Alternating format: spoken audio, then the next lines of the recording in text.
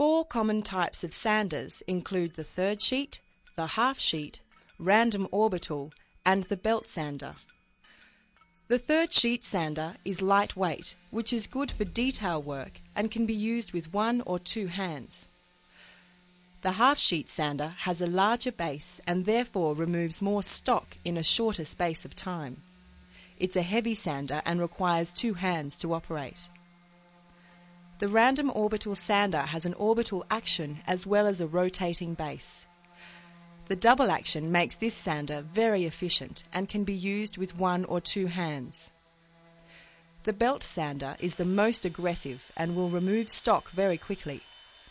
Ensure that the belt is rotating parallel to the grain in the timber.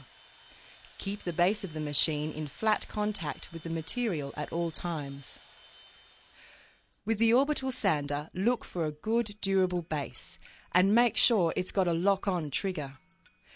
This will decrease finger fatigue during long continuous periods of operation. If it's flush, it won't get in the way when you don't require it. If you have a clamp style design, make sure it's strong and durable. To put the paper on, fasten it at the back, pull it up to take out any slack, and then attach the paper at the front. Having variable speed is an advantage. This will enable you to sand material that requires a lower speed to reduce heat and friction.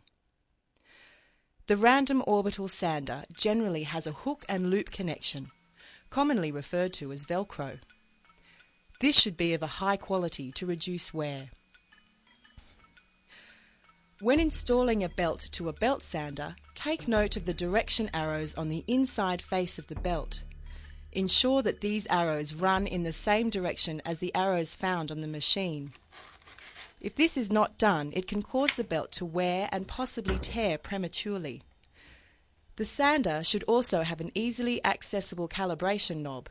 This allows you to adjust the positioning of the belt so that it runs parallel to the machine base. And it's a good idea to turn the tool off at the power source when changing paper. Remember, always wear the correct safety equipment and don't operate power tools under the influence of medication, drugs or alcohol. For more information, visit aboutthehouse.com.au.